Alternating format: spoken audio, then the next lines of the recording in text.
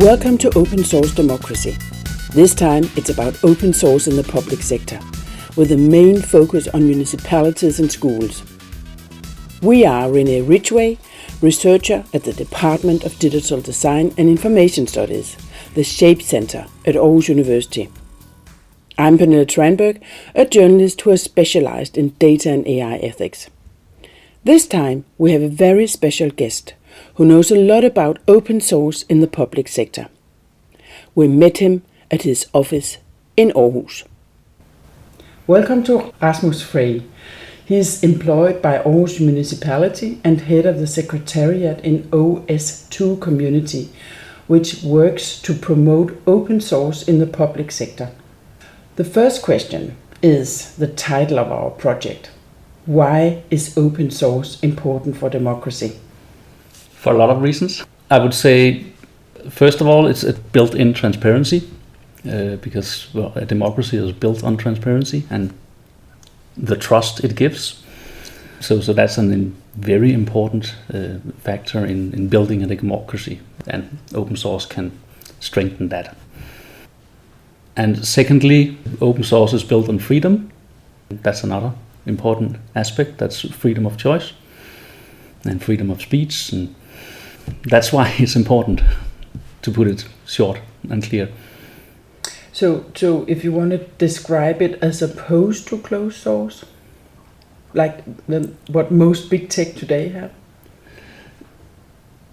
Well, you could say closed source could also provide the same things used in the right way, but often closed source is also tied to a specific business model that has a different purpose, which is often the capitalistic mindset, and you use the closed source to generate money and power. So in that way, it's two very different things. It's not to say that closed source can't provide freedom and trust and transparency. It of course it can, but only if you use it in the right way. The second part of our project is looking at ethics and values of European alternatives. What values are challenged if our digital infrastructure will continue to run mainly by big tech? Now I'm from Denmark, so we are very much a society built on trust, because we trust each other, and I think eventually that trust would be undermined. We are seeing it already, moving slightly. So, in my opinion, we need to do something. And again, it's back to the values that's behind the software, and big tech companies, at least in my opinion, they have a mission of generating more and more money and more power, and that's not necessarily a fit with the European mindset and the European values, because we value our democracies and our freedom. And what values, if you put some words on the values? The values of European democracy. You said transparency is one. Yep. Again, I would say our individual freedom, our freedom to speech, our freedom to vote, our freedom to choose our own path. Autonomous and travel across borders, and things like that, and having access to certain commodities without restrictions. You also said public money, public code. Can you elaborate on that? Public money, public code is something from the European Free Software Foundation, and it's an initiative that you could have, in some ways, say is a bit extreme. But to me, it also makes sense in the way that if we want to create transparency and a democratic society, then when we use our shared money, our taxpayers' money, then of course we all own the result, and we should all have access to whatever it is we created. And if we build a bridge, we can all drive on it. The software, in the current state, we can't read the source code. So in that way, it makes sense to say, okay, if we invested in it for our taxpayers' money, then of course the source code is freely available. So we can gain insight in whatever it does, but also so we can reuse it and make it better together. It's a common good, you could say, right? Yeah. Today, big tech is all around our schools and municipalities. It's easy to use. It's a lot of convenience. Do we have the innovation power here to do open source nearly in the same way? Well, definitely. But we shouldn't wait too long because then we will lose the superpower. We do lots of innovative thinking in European countries, Denmark included, and we build lots of businesses, and we've done all the time. That's why we are rich and why we have a happy nation, you could say.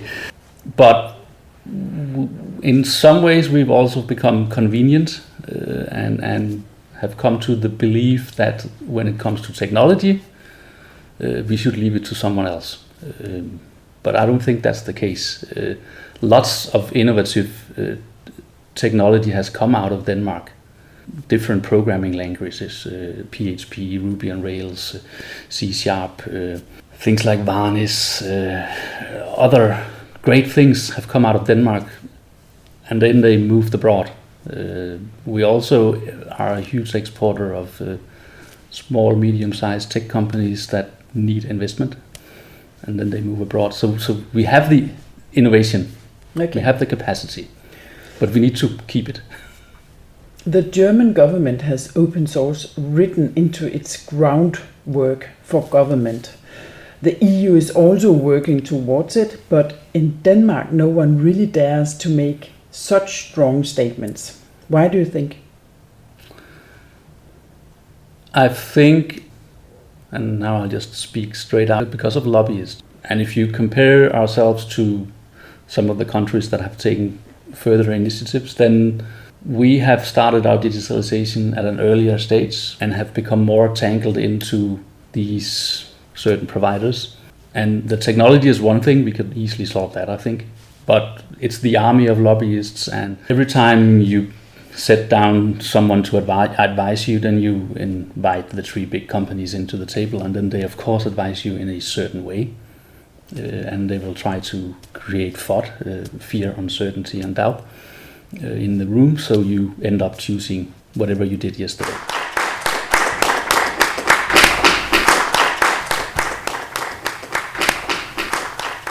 We held a public lecture in Aarhus University. Here, Rasmus Frey talked about the tools he's using. Nextcloud and LibreOffice with spreadsheets, slides, etc. instead of Microsoft Office. Zulip is a chat platform instead of Microsoft and Facebook Messenger. Linux as an operating system. GIMP as an alternative to Photoshop. Lots of great open source tools. Why don't municipalities use open source tools such as Nextcloud, BigBlueButton and Jitsi, which we actually see in schools and some municipalities in Germany?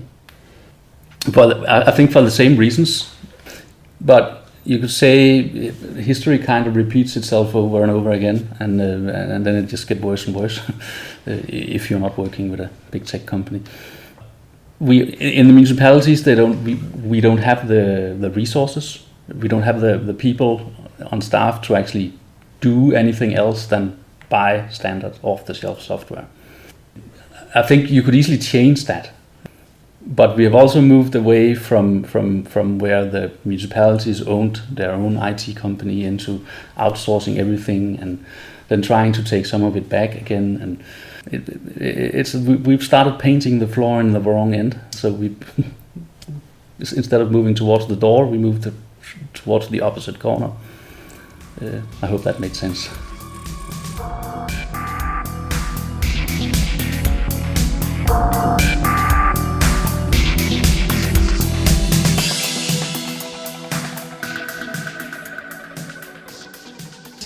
I also wanted to ask you a question about schools. As a foreigner who reads the newspaper or online nowadays, there was a blog post, I think it was The Guardian, and it attracted my attention to show how there was a pushback in Denmark, in Helsingør, by a father who refused to have his child use a Google computer. Yeah. And could you tell me a bit about that story? Okay, so I can definitely relate to the father from Helsingør. I also have kids, and they go to school here in Aarhus on the Google platform. And I've had some of the same questions, curiosity, but so hats off for actually following up on it and using the energy and resources to do something. But you can say that I think the reason that Danish municipalities or the Danish school system is using mainstream platforms like Google Workspace for Education and other similar is again back to it's the convenience, but also we've always done it basically throughout history. Or companies that sell software and hardware have always tried to get them in through the door as early as possible, you could say. And because if you look at the price models, a license for Workspace for Education is cost a tenth for a student as it costs for me as a private person or a company. And I think they do that for a reason. But because they do that, it's also easier for the Danish school system to say, yes, thank you, we would like that one. And then it's so easy to manage, because basically you can be an IT supporter and don't do anything. So it's the convenience, and then we forget to look at the values and the ethics and all the other stuff and the reasons behind the price being so low. Because they would like us to think that the price is low because they have a high volume. But I think the price is low because they want us to start using it as early as possible. So they become consumers. Yeah, so we become consumers and depending on whatever platform it is. So it's a well-known business model. It's been used throughout time, and it's effective. Yes.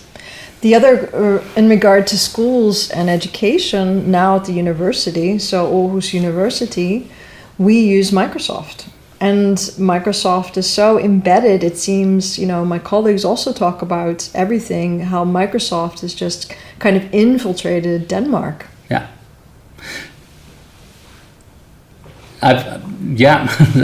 It's the easy choice. I think, and maybe there's nothing wrong with using these platforms if it came with some demands. For example, we could tell Microsoft that, okay, I buy your software, but you also need to tell me how I can exit your software and start using something else. Or I would like to use your software, but I would like to use a different infrastructure for my security and my login and user management.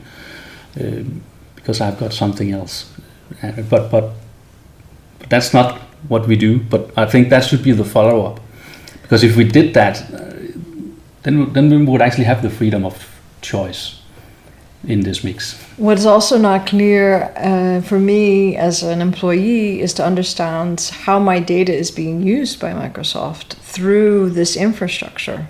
Because at the same time they say, well, Copilot, but it's local, but how local is local, and how is that then distributed through Microsoft servers? Yeah, and that's the other aspect of it. Of course, my focus is mostly on the source code and things like that. But once you start using the software, then again, yes, how is it hosted and who has access to my system? Because we do know that it's spread across different hosting centers, and even though they write it in the contract, they can't guarantee that it stays on a specific location, and they will have supporters in various parts of the world, so they can provide it 24/7, and you basically don't know what's happening. Yes. And of course we should be concerned about that. The other, I guess, value then that comes to mind talking to you is accountability, not just transparency, not just trust. And We'll come back to freedom in just a second, but I think that this question of accountability and to holding these companies accountable for what they do and their actions, it just seems that we could be pushing back more. Yes, but I agree. I think that sometimes we don't know how to push back. How do we actually do that? And do we have the resources to push back? Because they will probably push back harder. And then, yeah, if you look at the Chromebook case, it's been going on for like 6-8 years, and everyone is still walking around in circles, not really doing anything and changing a few words in the contract. But the Chromebooks are back in school. Yeah, because they made it legal, because they changed the phrase in a contract. They didn't solve the actual problem. And I think they didn't do that because they actually don't know how to do it. Interesting. So then I throw the question back about the public money, public code, and making code open. Then I would want that companies who have used open source code to build proprietary code, right? Then they make it proprietary afterwards, or they sell services. Yeah. Shouldn't they then have accountability? Shouldn't they make transparent their code and their services and their business models? Yeah, I think we should. That's defined by the license, you could say. And I do know that if you are a software company and you have your compliance in order, then part of vetting in an open source product is looking at the license. And if it's a GPL license, it won't enter, because then they have to open source the rest. Then we of course have all the companies that don't read the license, they just grab the code and start using it. That's a different thing, because then they actually break the license. And I think there should be room for both the GPL, the copyleft license, and the not so strict license, or the completely set it free MIT license. They are all approved by the Open Source Initiative, so they're all valid because they protect the 4 freedoms. But you need, as a private company or as a public sector or a private person, you need to be aware that it's actually the license that defines what you can do and what you should do. Thank you, Rasmus. You're welcome. Thank you very much, Rasmus.